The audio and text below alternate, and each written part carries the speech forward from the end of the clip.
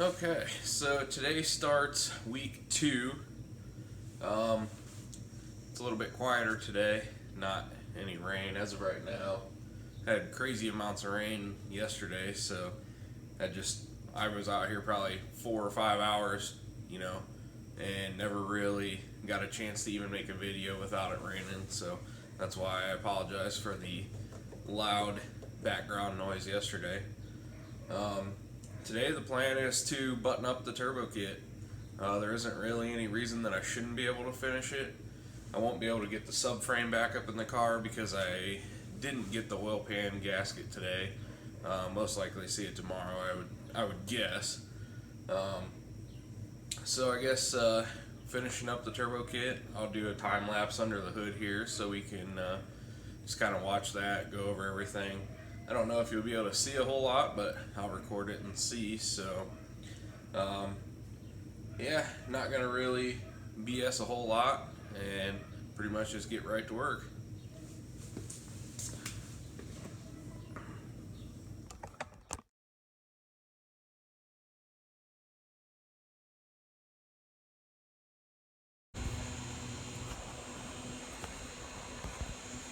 Alright, wanted to stop for a second here and show this new coolant pipe here.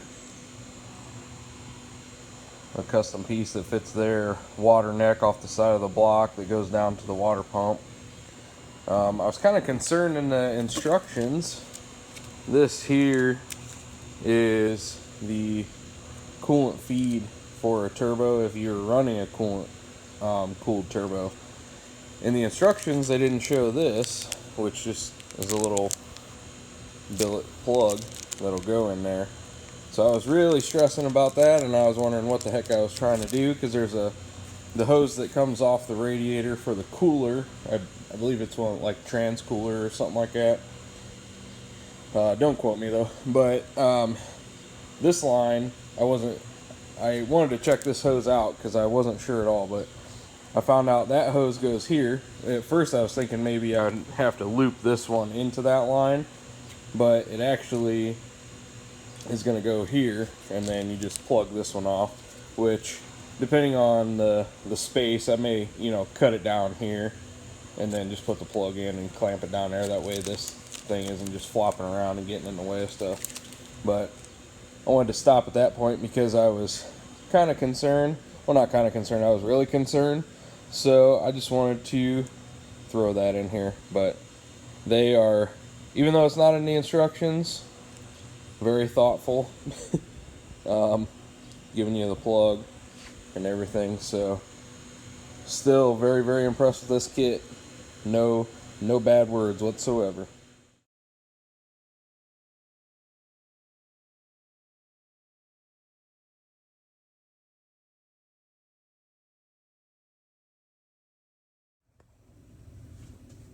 Oh, it's a beautiful shot.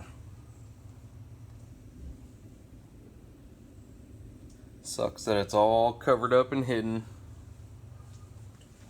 On to working on tightening the top manifold bolts. This heat shield here, probably get it up out of the way and go through and tighten all the top bolts up and go over them one good last time. I can get that water pipe, or that water hose that I showed you guys, get it hooked to the water pump there and route it over to that water neck off the side of the block. But it's definitely getting there. And get the intake tube ran.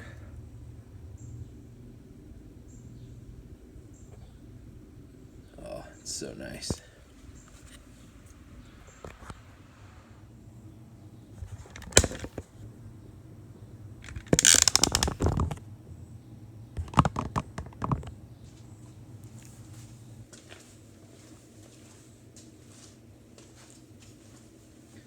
Day 2, week 2.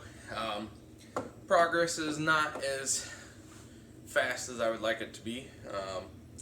Not all really anything that is bad, but Waiting on a oil pan gasket still didn't see it today. Hopefully tomorrow. That's what I said yesterday, but we'll just keep our fingers crossed. And it sounds like we are going to be doing a water pump and an upgraded oil cooler slash trans cooler. I'm not too sure what it is or what he's got in mind. I guess I'll find out when it shows up. So not getting too much in a rush, I guess. So yesterday I didn't post a video. I'm going to make yesterday's and today's video together. I didn't get a whole lot of footage. Had to cut it short last night, so just kind of gonna keep picking away at little things here. I don't know if I can put the subframe back in and be able to get the water pump out, so I can get to it pretty easy right now, so I'm not really going to do a whole lot in the aspect of trying to get the subframe back in, especially having to do the oil pan gasket and the water pump now. So we may actually be pushing this car out and getting into a little bit different project this weekend. I don't know. I've got an SRT4 that I have to pick up. That one, I don't know if I'm going to delve into that this weekend and try and knock it out all in one shot. It's quite a bit of stuff to do. I don't know.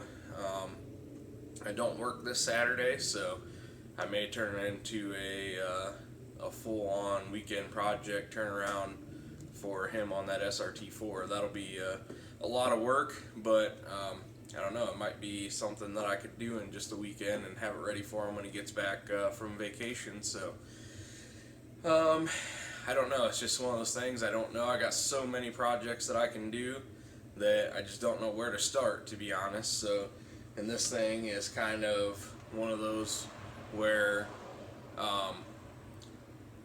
as we're going, we're doing more stuff to it, so I can't just hurry up and put it together like I expected to. So, which isn't it's not a big deal. I'm not worried about it, but it kind of, I can't hold a schedule with it so much because we are doing different things to it. So it's just one of those things where I guess it'll be hanging around here for a week or so more, and we'll just document everything that we are doing. And I mean, I could do like the rear diff.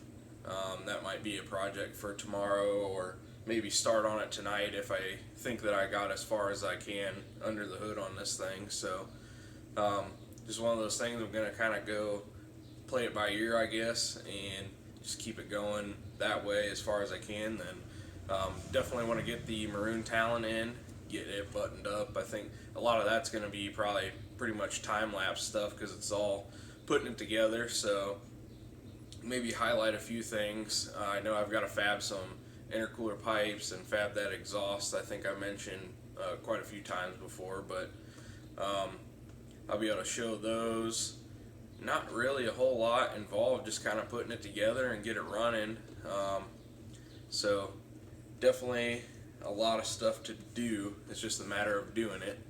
And again, it sucks because I work, 10 hour days. I'm gone, and I'm gone at least 11 and a half, 12 hours out of the day that I'm not able to be out here. So working that long, coming home like today, I know nobody probably cares, but my dogs had the house destroyed. They got out of the cage, and that was fun. Had to clean that up, so that put me back 45 minutes for the night. And just one of those things where you kind of, it's life. You just got to keep pushing through it, and can't really complain though. I got a decent place out here to work on cars, so get out here when I can, and eventually I'd like to do it a little bit more full time, but until I can actually afford to, then I just kind of keep plucking away at things around here, and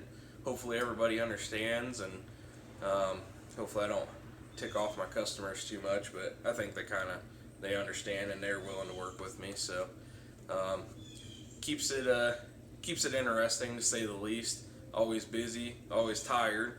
So I know probably a lot of you can relate, being able to actually go to work, and then if you want to do anything, or if you have a race car at home that you want to work on, or a project on the side, family to raise, it's hard, So I definitely feel everybody that's on that same page. So just gonna again keep picking away at this thing, and hopefully you guys are enjoying everything so far. I know it's been a fun learning experience. Pretty much everything's buttoned up. Now it's down to just kind of, I guess, mechanical bolt and unbolt, bolting stuff back together. A little bit of stuff that I got to do, turbo kit wise, put the wastegate on, put the wastegate recirculation tube, which I could probably do that. I got all the manifold bolts tightened yesterday. I'm going to go ahead and that's actually, yeah, I'll probably put the wastegate on. Maybe, depending, get the vacuum canisters back on. I was reading where people are kind of eliminating those. I don't know. I will probably look at the instructions and see maybe if they recommend getting rid of them. But I'm not real familiar on these, so maybe do a little bit of research on that aspect. So it's a constant learning process, which is awesome. It kind of keeps me motivated. Getting bored on doing the same old just kind of can get, well, old. So just one of those things. We're gonna keep plucking away once again, and hopefully we can make it entertaining along the way. Here we are back with all of our tile wastegate goodness. Yep, goes right there on top of the manifold. And the flanges and the clamps and little plugs and little banjo pipe nipples, I guess. Not pipe nipple, but banjo hose barb. And then I've got this issue. Yeah. That's 7 springs. Now I know it's going to take a combination probably of, 2 or 3 different springs to get what we want. I'm currently waiting on him to get back a hold of me and see what the recommended boost pressure is that we are going to want to run to reach his power goal. So in that meantime, I'm going to look up on Tile their actual website and see which colors are rated for what PSI, or combination of colors together. So I just figured I'd share that a little bit. I opened the box, and I think in the unboxing I saw that and I was like, wow, that is a lot of springs. So I get to do a little bit of research and figure out what combination we want, because even though you can access the wastegate fairly easy with it mounted onto the car, I just figured I might as well, while it's off the car, get it set to the spring pressure that we want it bolted on, and then not have to worry about it in the future. So that's where I am at this point. I guess we'll just keep trucking along. Interesting thing that I figured out about this, I've heard about it, I didn't know that this one was equipped with it, but H2O port there, and got one on the other side, about 30 degrees, 33 degrees apart or so. Maybe not quite that far, but can actually be liquid cooled. Hook up your coolant lines to it. I was actually reading the bag. Water fittings and plugs to be used with the water cooled gates. So if we want, we can actually hook up and cool her down with the coolant, recirculate it, find a way to hook it into the coolant system. That's pretty high quality stuff. I've always been impressed with Tile, and no lack of quality. It's absolutely incredible. If you've never actually dealt with, the brand of Tile, I definitely recommend it. Their blow-off valves, wastegates, no matter what in a wastegate situation, should always run a quality wastegate of some kind.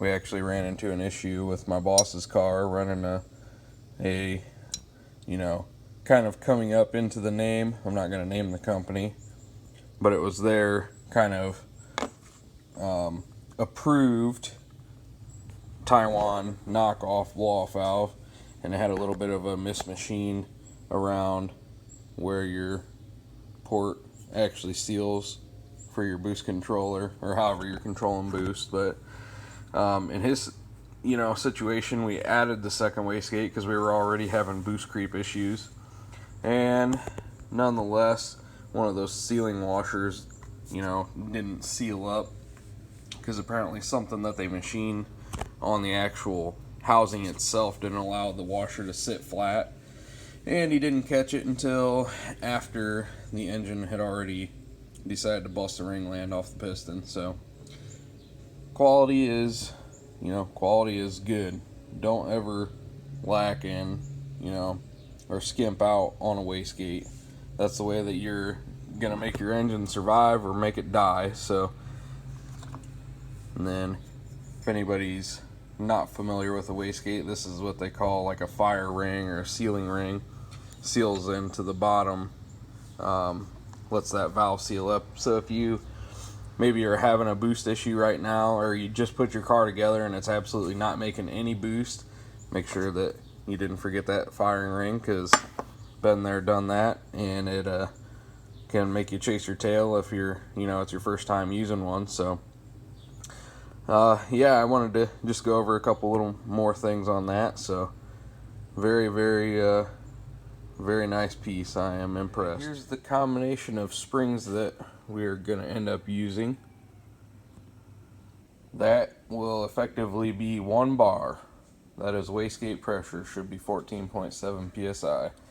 So with any average boost controller, they say you can effectively double wastegate pressure, which, give or take some, but I know our target goal is probably going to be between 18 and 20 psi, if I had to guess, based on the size of the turbo and the horsepower range that he wants to be in.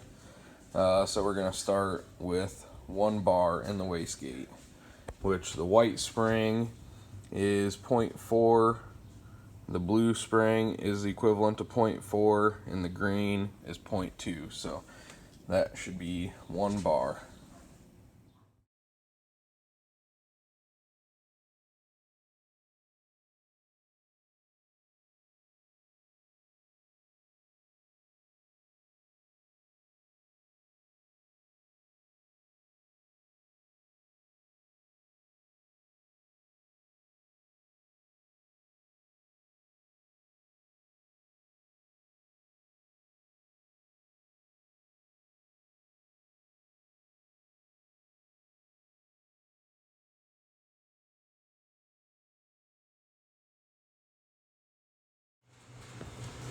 A little bit more progress for the night.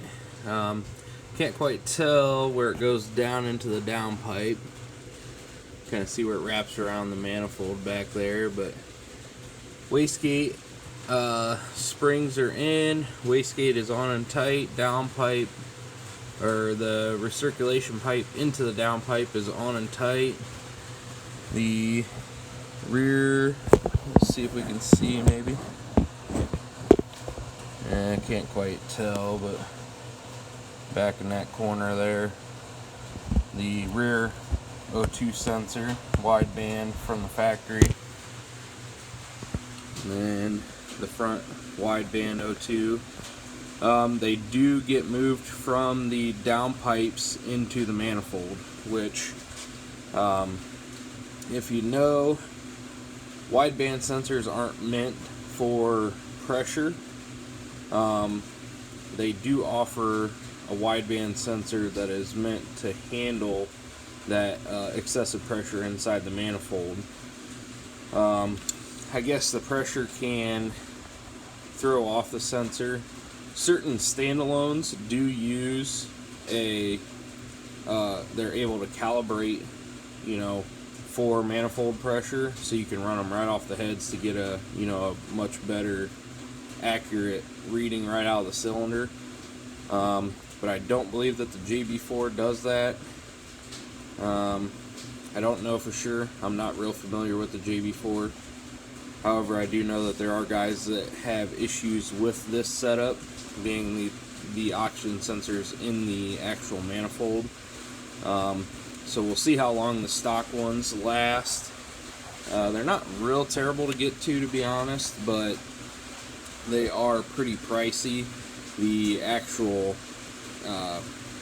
wideband sensors that are meant for the high pressure like that, I think they're somewhere around like $450 a piece if you go with the Bosch. So we've been trying to do a little bit of studying and see. It seems like the NTK sensors are a little bit less expensive, and nobody, well, I can't say nobody, but from what I've heard, they last just as long as the Bosch do. So I guess that's going to be kind of one of the last things that he picks up.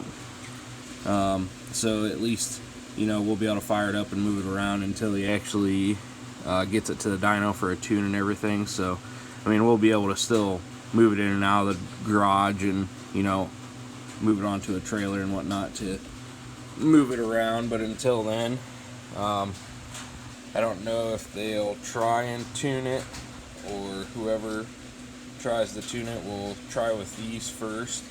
But it's definitely a start. They're all wrapped up and around, plugged right back into their factory plugs there. Doesn't seem like a whole lot of progress. The bottom side, still waiting. Didn't get the oil pan gasket today. Gonna do a water pump and that now.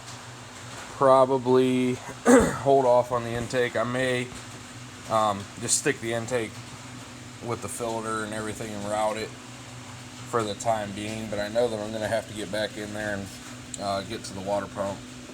So I don't want to get too ahead of myself and then end up having to backtrack. So pretty much right now at a standstill. The pipe coming off of the turbo as well, that one kind of comes up and down over to the one tank, end tank on the intercooler. So there's no real point in putting it in there either, because it's just going to take up real estate. So as of right now, well, I guess I do need to figure out what I'm going to do with those solenoids, because it looks like in the instruction manual that they don't actually have the, because the air filter goes right in there where the factory, the little vacuum canisters were, and those were, I know this one line here was hooked in there, and going to the solenoids that were on that heat shield that I pulled out of there, those were going to that as well. So